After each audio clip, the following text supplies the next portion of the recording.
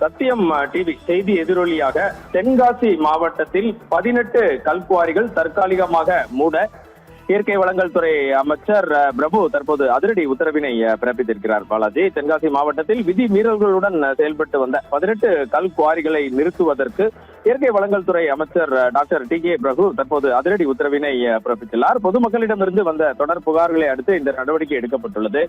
நேற்று சத்தியம் தொலைக்காட்சியில் ஆயிரக்கணக்கான வாகனங்கள் தென்காசி மாவட்டத்தில் இருந்து கேரளாவிற்கு கனிம வளங்களை கொண்டு செல்லும் செய்தி வெளியானது. அதனை அடுத்து இன்று அதிகாலை அமைச்சர் பிரபு புளியரை சோதனை சாவடிக்கு நேரடியாக திடீரென வந்து அதிரடி ஆய்வினை மேற்கொண்டார். அதற்கு பின்னர் சத்தியம் டிவி செய்தி எதிரொலியாக இதற்கு குறித்து உடனடியாக அதிரடி நடவடிக்கை செயலாக்க நடவடிக்கைகள் வேண்டும் எனவும் செய்தி வெளியானது. இது அனைத்து எதிரொலியாக சத்தியம் டிவி செய்தியின் எதிரொலியாக தற்போது விதி மீறல்களுடன் செயல்பட்டு வந்த 18 கல்குவாரிகளை உடனடியாக நிறுத்துவதற்கு இயற்கை வளங்கள் துறை அமைச்சர் டாக்டர் டி.கே. பிரபு உத்தரவினை பிறப்பித்துள்ளார்.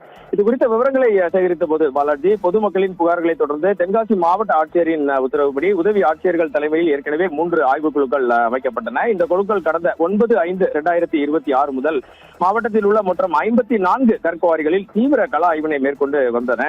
இந்த நிலையில் அமைச்சர் டி.கே. பிரபு 25ஆம் தேதி இன்று அதிகாலையிலேயே தென்காசி மாவட்டத்தில் சென்று நேரடி ஆய்வினை நடத்தினார்.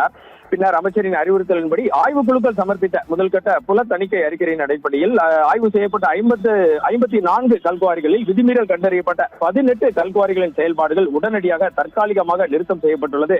தென்காசி மாவட்ட மக்களிடையே ஏன் தமிழகம் முழுவதுமே மிகப்பெரிய வரவேற்பினை பெற்றுள்ளது. மீதமுள்ள குவாரிகள் குறித்தும் இந்த 3 குழுக்களின் விரிவான முழு ஆய்வறிக்கை வந்த பிறகு அடுத்த கட்ட மேல் நடவடிக்கை தொடரும் எனவும் தெரிவிக்கப்பட்டுள்ளது.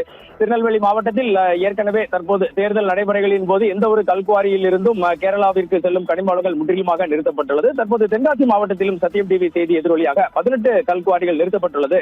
இப்பகுதி மக்களிடையேயும் கல்குவாரிகளுக்கு எதிரான பொது நல ஆர்வலர்களிடையும் மிகப்பெரிய வரவேற்பினை பெற்றுள்ளது. பாலாஜி.